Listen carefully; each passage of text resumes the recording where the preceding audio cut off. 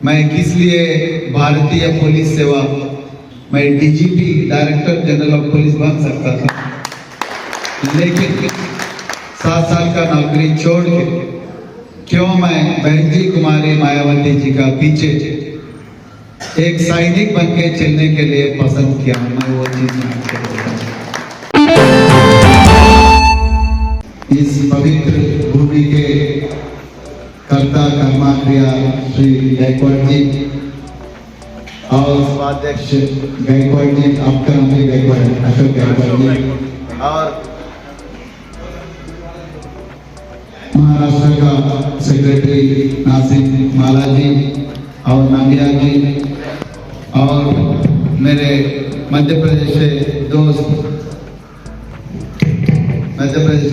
प्रवीण गोखड़े जी, भूपेंद्र जी, और यहाँ के बहुजन समाज पार्टी के मित्रों और बहनें भाइयों सभी लोगों को जय भीम। मित्रों, बहुत खुशी है कि मैं भाषण देने के लिए नहीं आया हूँ, सीखने के लिए आया हूँ, स्फूर्ति देने के लिए आया हूँ। तो इसीलिए मैं ज़्यादा नहीं बोल सकता हूँ, लेकिन मेरा संघर्ष जो है, मैं 26 साल का सरकारी नौकरी में 10 साल schedule caste, schedule tribe, OBC और रिलीजियस माइनॉरिटीज जितने भी स्टूडेंट्स हैं, बहुत गरीब स्टूडेंट्स थे।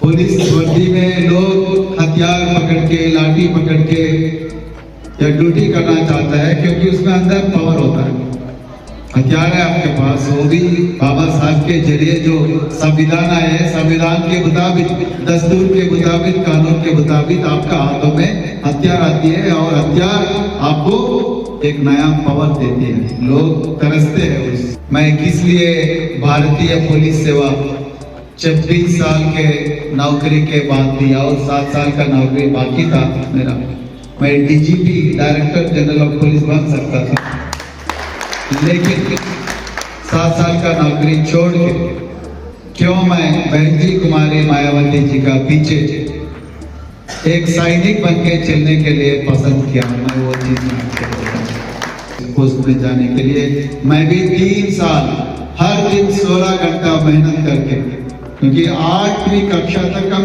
बिजली भी नहीं देखे हमारे गाँव में, देहात में, मतलब जंगलों में पैदा हुए और 8वीं कक्षा तक बिजली भी नहीं देखे।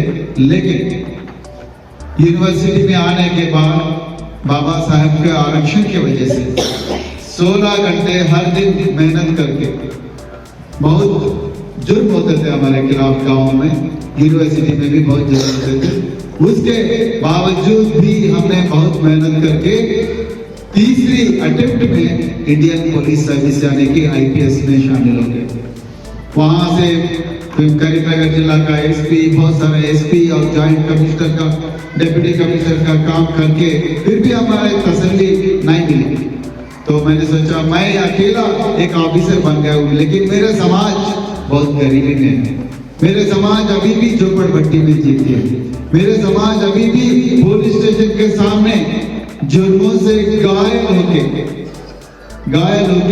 इंसाफ के लिए रो रही है मेरे समाज। इसे मेरे समाज आज भी सफाई कर्मचारी जैसा काम कर रहे हैं, हजारों लोग, लाखों लोग वही काम कर रहे हैं, मजदूर बन के, किसान बहुत लैंडलॉर्ड्स के खेतों में वे मजदूरी का काम कर रहे हैं, कोई अक्षरास्यता नहीं है पूरा। इसी के वजह से मैंने सोचा मैं अकेला संतुष्ट होने में कोई फायदा नहीं, मैं अकेला लग्जरी कार में घूमने का कोई फायदा नहीं है, एसी रूम में बैठने का कोई फायदा नहीं है। इसीलिए मैंने सोचा मैं अपना समाज को शिक्षा देने के लिए, जैसे चलवादी साहब ने, डॉक्टर ने चलवादी साहब ने एक नया इंटरनेशनल स्कूल खोल के शिक्षा दे रहे हैं, मैंने सोचा क्यों नहीं हम एक शिक्षा देते करके। उससे पहले मैंने जहां बाराक ओबामा, जहां मार्क जुकरबर्ग, जहां बिल गेट्स ने पढ़ा है उस यूनिवर्सिटी में, जैसा बाबा साहब ने गया कोलंबिया यूनिवर्सिटी में, मैंने हार्वर्ड यूनिवर्सिटी गया। जाके वहां पढ़ने के बाद बाबा साहब का जीवन का संघर्ष का स्फूर्ति देते, वहां से मैं सीधा तेलंगाना आके आंध्र प्रदेश आके सामाजिक कल्याण विभाग में सचिव बन के 10 लाख बच्चों का पढ़ाई किया। फिर भी हमें तसल्ली नहीं मिला। मैं गया सीधा बहन जी कुमारी मायावती जी के पास जाके मैं बोला, बहन जी आप अकेला संघर्ष कर रहे हैं, 40 साल से संघर्ष कर रहे हैं, आप 4 बार मुख्यमंत्री बने रहे, फिर भी आपको प्रधानमंत्री बनने के प्रधानमंत्री का पद पे आपको देखना चाहती है देश। लेकिन ये मनवादियों ने जैसा बाबा साहेब अम्बेडकर के खिलाफ साजिश के, आपके खिलाफ भी साजिश कर रहे हैं। इसीलिए मैं आपका सैन्य में, आपका आर्मी में एक सैनिक बन के काम करना चाहता हूँ। तो बहन जी ने बोली, यार अपने समाज से आपके जैसे वरिष्ठ अधिकारी बहुत कम होते हैं, क्यों जॉब छोड़ते हो?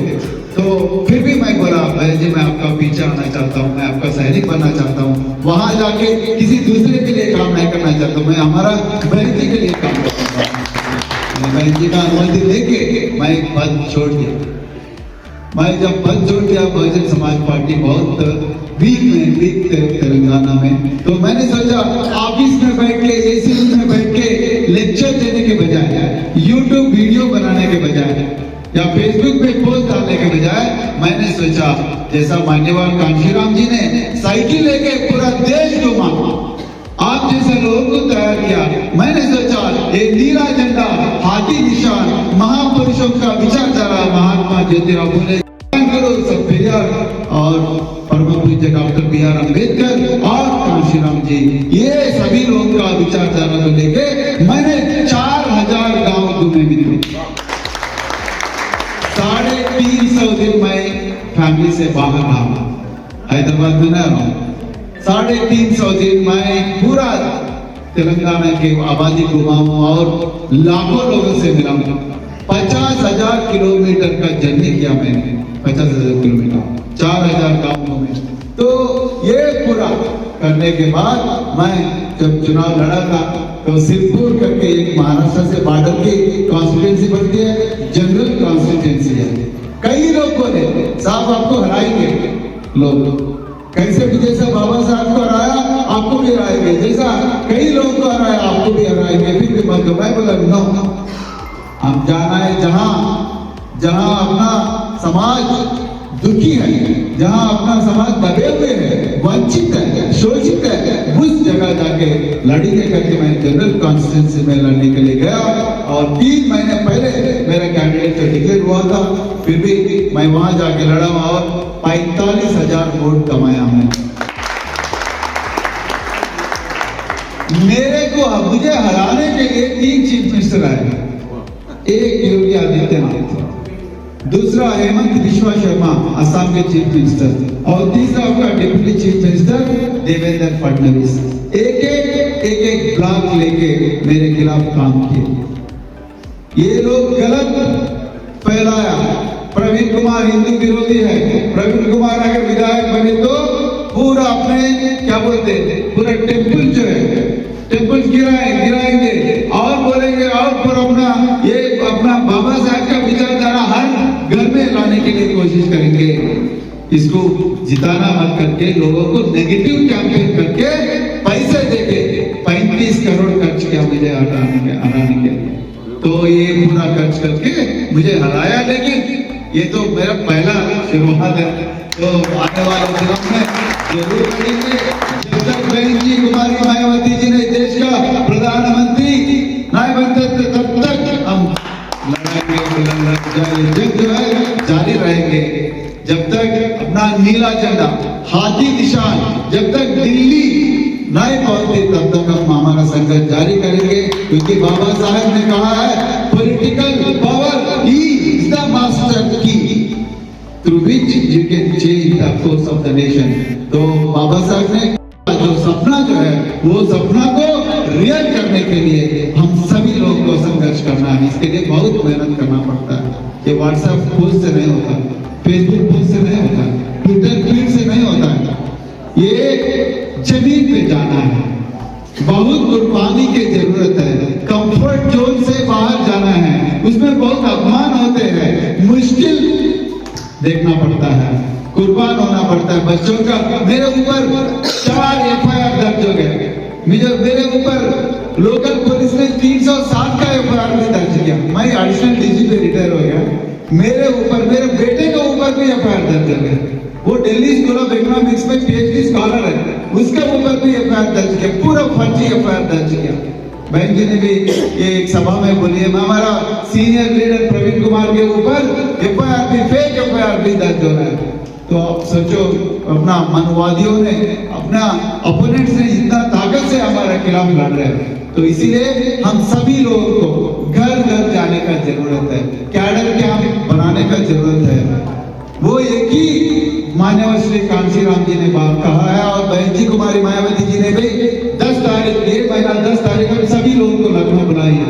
एक ही नारा दिए बहन जी ने, गांव जाओ, यही अभियान लेके गांव जाओ और हर गांव में कैडर कैंप लगाओ, और अपना महापुरुषों का विचारधारा तथागत गौतम बुद्ध से लेके अभी तक जो भी सामाजिक न्याय के लिए, सोशल जस्टिस के लिए, सामाजिक कल्याण के लिए जितने भी विचार आए हैं, वो विचारों का बारे में लोगों को बताओ।